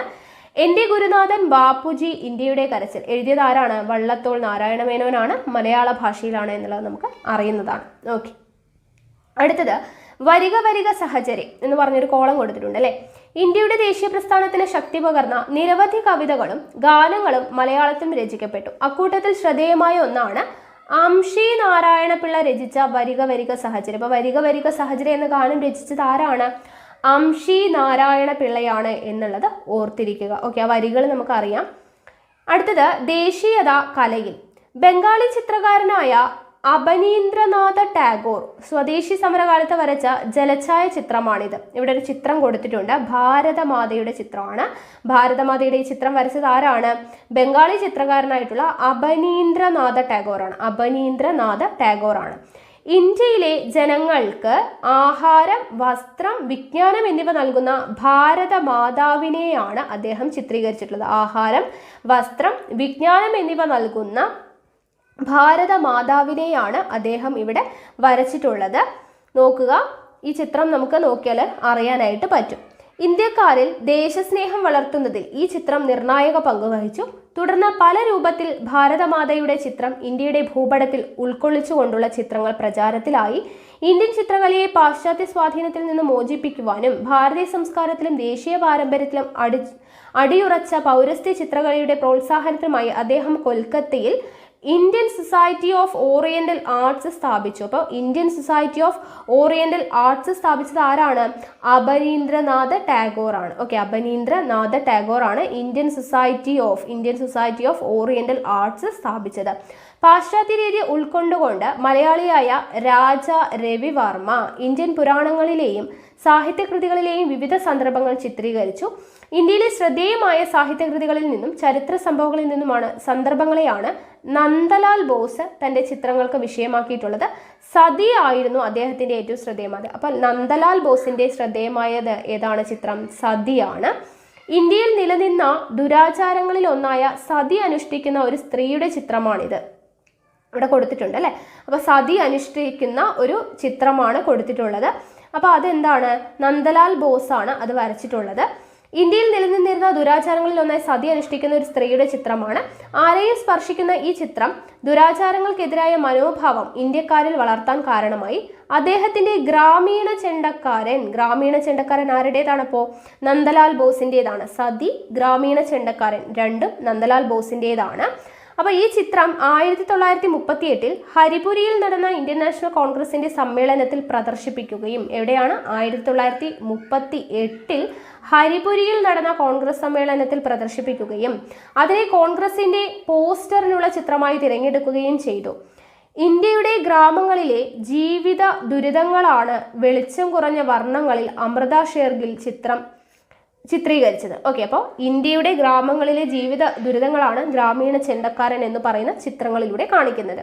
അപ്പോൾ ഇന്ത്യയിലെ ജീവിതത്തെയും സംസ്കാരത്തെയും ചിത്രീകരിച്ച് ഇവരുടെ സൃഷ്ടികൾ ഇന്ത്യക്കാരുടെ മനസ്സിൽ ഒരൊറ്റ ഇന്ത്യയുടെ ചിത്രം വരച്ചു. അപ്പോൾ ചിത്രങ്ങളൊക്കെ നമ്മൾ കണ്ടു അല്ലെ. ഗ്രാമീണ ചെണ്ടക്കാരൻ്റെ ചിത്രം നോക്കൂ, നന്ദലാൽ ബോസിന്റെ ചിത്രം കൊടുത്തിട്ടുണ്ട്. അതുപോലെ തന്നെ ഇവിടെ സ്വാമി നന്ദലാൽ ബോസിന്റെ ചിത്രം, സതി എന്ന് പറയുന്ന നന്ദലാൽ ബോസിന്റെ ചിത്രം ഇവിടെ കൊടുത്തിട്ടുണ്ട്. അതുപോലെ തന്നെ ഇവിടെ രാജാ രവിവർമ്മയുടെ കാളിദാസന്റെ ശകുന്തളത്തിൽ നിന്നുള്ള രംഗം അങ്ങനെ കൊടുത്തിട്ടുണ്ട്. ഓക്കെ, അപ്പോൾ പിക്ചറൊക്കെ ഒന്ന് ജസ്റ്റ് നോക്കുക. ഇന്ത്യൻ ജനതയിൽ ദേശീയ ഐക്യം വളർത്താൻ സഹായിക്കുന്ന ദേശീയ ചിഹ്നങ്ങളാണ് ഈ ചിത്രങ്ങൾ. ഇതോടൊപ്പം രവീന്ദ്രനാഥ ടാഗോർ രചിച്ച ദേശീയ ഗാനവും ദേശീയബോധം സൃഷ്ടിക്കാൻ സഹായകമായി. അപ്പം നമ്മുടെ ദേശീയ ഗാനം രചിച്ചത് ആരാണ്? രവീന്ദ്രനാഥ ടാഗോർ ആണ്, നമുക്ക് അറിയുന്നതാണ്. സ്വദേശി സമരകാലത്താണ് ആദ്യമായി ത്രിവർണ പതാകയ്ക്ക് രൂപം നൽകിയത്. ത്രിവർണ പതാക രൂപം കൊണ്ടത് സ്വദേശി സമരകാലത്താണ്. ബ്രിട്ടീഷ് ഇന്ത്യയിലെ 8 പ്രവിശ്യകളെ പ്രതിനിധീകരിക്കുന്ന 8 താമരകളും ഹിന്ദു മുസ്ലിം ഐക്യത്തിന്റെ പ്രതീകമായി ഒരു അർദ്ധചന്ദ്രനും അടങ്ങുന്നതായിരുന്നു പതാക. അപ്പോൾ ആദ്യത്തെ പതാക 8 താമരകളും അതുപോലെ തന്നെ ഒരു അർദ്ധചന്ദ്രനും അടങ്ങുന്നതായിരുന്നു. ഗാന്ധിജിയുടെ നേതൃത്വത്തിൽ ചർക്കയോടുകൂടിയ ദേശീയ പതാകയ്ക്ക് രൂപം നൽകി. ഇന്ത്യൻ ജനതയുടെ സ്വാശ്രയത്വത്തിന്റെയും വിദേശാധിപത്യത്തിനെതിരായ പ്രതിഷേധത്തിന്റെയും പ്രതീകമായിരുന്നു എന്ത്? ചർക്ക എന്ന് പറയുന്നത്. ഓക്കെ, ഇന്ത്യൻ ജനതയുടെ സ്വാശ്രയത്വത്തിന്റെയും വിദേശാധിപത്യത്തിനെതിരായ പ്രതിഷേധത്തിന്റെയും പ്രതീകമായിരുന്നു ചർക്ക. 1947 ഇന്നത്തെ ത്രിവർണ പതാക സ്വീകരിച്ചത് അല്ലെ. 1947 ഇന്നത്തെ ത്രിവർണ പതാക സ്വീകരിച്ചത്. സാരാനാഥിലെ അശോക സ്തംഭത്തിൽ നിന്ന് എടുത്ത ദേശീയ മുദ്രയെ കുറിച്ച് നമ്മൾ പഠിച്ചിട്ടുള്ളതാണ് അല്ലെ. അപ്പൊ സാരാനാഥിലെ അശോക സ്തംഭത്തിൽ നിന്നാണ് ദേശീയ മുദ്ര എടുത്തിട്ടുള്ളത്. ദേശീയ ഗീതങ്ങളും ചിത്രങ്ങളും ചിഹ്നങ്ങളും ഇന്ത്യയുടെ സ്വാതന്ത്ര്യ പ്രക്ഷോഭത്തിലുടനീളം ഉപയോഗിക്കപ്പെട്ടു. ഇത് ഇന്ത്യൻ ജനതയിൽ ദേശീയബോധം വളർത്തുന്നതിൽ നിർണായക പങ്ക് വഹിച്ചു. ഇന്ത്യൻ ദേശീയത ആവിർഭവിച്ചത് 19-ാം നൂറ്റാണ്ടിലാണെങ്കിലും സ്വാതന്ത്ര്യത്തിനു വേണ്ടിയുള്ള ദേശീയ സമരം ആരംഭിക്കുന്നത് വളരെ മുൻപ് തന്നെയാണ്. ഇന്ത്യൻ ജനത ഒരു രാഷ്ട്രത്തെക്കുറിച്ചുള്ള സങ്കല്പങ്ങൾ രൂപപ്പെടുത്തിയിരുന്നു. തങ്ങൾക്ക് പരമാധികാരമുള്ള രാജ്യത്ത് ഇന്ത്യയുടെ ആധുനികവൽക്കരണം നടപ്പിലാക്കാൻ അവർ ആഗ്രഹിച്ചു. സ്വാതന്ത്ര്യവും സമത്വവും പരമാധികാരവും നേടുവാനുള്ള ഇന്ത്യൻ ജനതയുടെ തീവ്രമായ ആഗ്രഹം സാഹിത്യം, കല, വിദ്യാഭ്യാസം, പത്രപ്രവർത്തനം, സാമൂഹ്യ പരിഷ്കരണം എന്നീ മേഖലകളിൽ പ്രതിഫലിച്ചു. ഇത് ഇന്ത്യൻ ദേശീയതയ്ക്ക് ഉണർവേകി. ഓക്കെ, അപ്പോൾ ദേശീയ പതാകയുടെയും ദേശീയ മുദ്രയുടെയും എല്ലാം ചിത്രം കൊടുത്തിട്ടുണ്ട്. ഇവിടെ നോക്കുക, മാഡം കാമയും ത്രിവർണ പതാകയും എന്ന് പറഞ്ഞു കൊടുത്തിട്ടുണ്ട്. ഇന്ത്യൻ സ്വാതന്ത്ര്യ പ്രസ്ഥാനത്തിന് നേതൃത്വം നൽകിയ ധീര വനിതകളിൽ ഒരാളാണ് ആര്? മാഡം ഭിക്കാജി കാമ അല്ലെ. മാഡം ഭിക്കാജി കാമ ഒരു അന്താരാഷ്ട്ര വേദിയിൽ ഇന്ത്യയുടെ ത്രിവർണ പതാക ആദ്യമായി ഉയർത്തിയത് ആരാണ്? മാഡം ഭിക്കാജി കാമയാണ് കേട്ടോ. ഒരു അന്താരാഷ്ട്ര വേദിയിൽ ഇന്ത്യയുടെ ത്രിവർണ പതാക ആദ്യമായി ഉയർത്തിയത് അവരായിരുന്നു. 1907 ജർമ്മനിയിലെ സ്റ്റഡ്ഗട്ടിൽ വെച്ച് നടന്ന 2ാം ഇന്റർനാഷണൽ ഡേ സമ്മേളനത്തിലാണ് ത്രിവർണ പതാക ഉയർത്തിയത്. അപ്പോൾ ഈ ഒരു കോളം ഇമ്പോർട്ടൻ്റ് ആണ്, പഠിച്ചു വെക്കുക. ഓക്കെ, അപ്പോൾ ഇത്രയും കാര്യങ്ങളാണ് നമുക്ക് ഈ ഒരു ചാപ്റ്ററിലൂടെ പഠിക്കാനായിട്ട് ഉള്ളത്. ഓക്കെ, അപ്പോൾ നമ്മൾ സംസ്കാരവും ദേശീയതയും എന്ന് പറയുന്ന 10th 5th ചാപ്റ്റർ കംപ്ലീറ്റ് ചെയ്തു.